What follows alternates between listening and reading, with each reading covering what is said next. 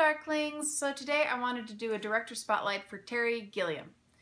So he was born in Minnesota in November of 1940.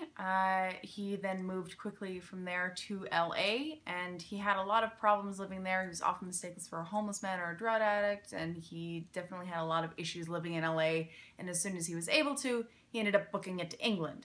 He ended up becoming an animator on a children's show and ended up meeting Terry Jones and all the what would become the Monty Python crew.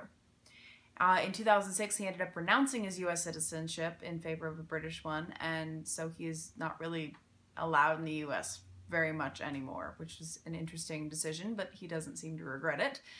And so this is the brief run-through of his movies. The first full-length directorial film he did was Monty Python and the Holy Grail, which I'm sure tons of people have seen by this point. It's kind of pop cultural relevance, and it's very English type of humor.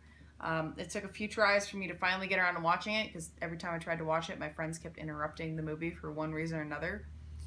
But it's definitely very funny. It made up the primary humor source when I was in 8th grade. And it's got that meta humor thing that I'm very, very fond of, so it's definitely worth a watch. His second endeavor was Jabberwocky in 1977, and even though I own this film, I have not got around to watching it just yet, and I mean to, so I can't really tell you a whole lot about it, but from my understanding, it's also quite funny and very ridiculous.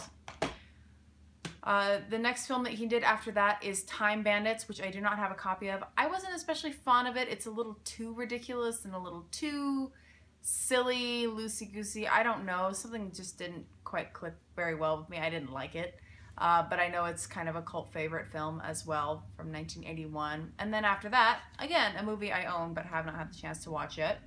VHS that someone handed me, which is The Meaning of Life, which is part of Monty Python. From my understanding, this is also very funny, and I've seen bits and pieces of it and did think it was quite entertaining.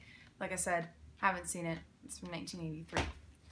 Next film after that, which is also funny but also kind of like sci-fi weird and kind of a head trip that doesn't make a ton of sense, is Brazil from 1985, and features like Robert De Niro and Jonathan Pryce. This is kind of a strange trip. It kind of reminds me of THX 1138 and 1984 and some of these other post-apocalyptic dystopian society films. It's kind of an interesting treat. Don't try and find too much sense in it, because you'll end up just frustrating yourself, but it's definitely very interesting. Next film from 1988 is The Adventures of Baron Munchausen, and I do not have a copy of that one, but I have seen it. It's definitely really weird and kind of reminds me of a couple of his other films. He likes that whole highly theatrical, goofy, fantastical element. There's a very particular style in his films that definitely holds true in this one, and having Robin Williams' head flying around as like a planet god thing was very funny. It's a trippy, weird film, but if you like Bandits and if you like another one of the films on this list, then you would probably get a kick out of it. Next one after that is The Fisher King, which I have not had the chance to see yet, but I've heard very good things about, and so I will be watching it hopefully sooner rather than later.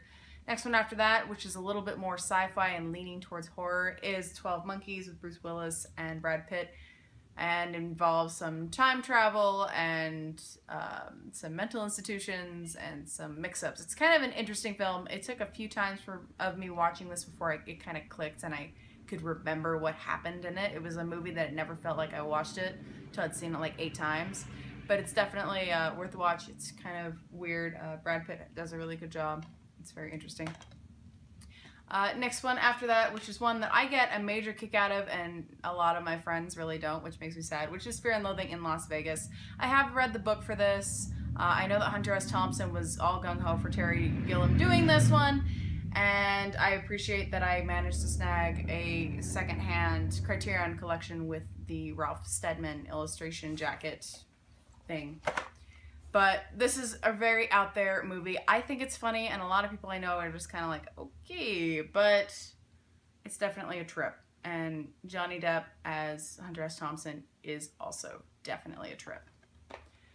Next one after that, and this isn't exactly a good movie, and part of that had to do with the first time he was working with a proper big budget and studio interference kept shooting him in the foot, which is the Brothers Grimm. And on the one hand, it's very entertaining and interesting, and it's got that fantastical element that he does very well. On the other hand, it doesn't make a whole lot of sense. It's very fun and doesn't deserve too much flack, but there are lots of hiccups. And it's got these quaint elements of taking bits and pieces from the Grimm brothers' fairy tales and incorporating it in this fictional reality. Even though, like, historically there's so many things wrong with it, it gives me a headache, but still kind of fun. Next one after that, which he directed and he kind of did in the kind of hell space between finishing filming and trying to get Brothers Grimm released, which was Tideland, which I just saw more recently and was way darker than most of the films of his I've seen, and that one really messed with my head a lot. I was like, wow, that's incredibly disturbing. That's unfortunate. Yeah, it had to do with a little girl using fantastical escapism from a very bad situation. It was good, but it was a lot to take in. The most recent one of his that I have seen is The Imaginarium of Dr. Parnassus, and is also the only film of his I have seen in a theater. I like this movie, but it is not my favorite. I like a lot of the visuals. I really do like the visual elements of this film. I did think it was very interesting, and it has the same kind of storytelling aspects of the Adventures of Baron Munchausen and Time Bandits.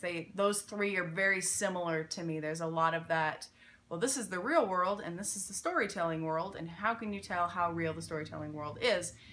And it's just kind of interesting that way. You do have some really good performances from people, and this was Heath Ledger's last film, which is why they kind of ended up doing some interesting things, such as casting Johnny Depp, Jude Law, and Colin Farrell to kind of fill in some of the spots where he was supposed to be. It's definitely worth a watch, or a couple, because it's a visual treat. His most recent film, which I have not seen, is Zero Theorem, so I can't really tell you anything about that one either. But I had taken too long to try and get all these movies watched to do this video, so I just finally decided I'd do it without the remaining 4 films. Anyway, check all these out.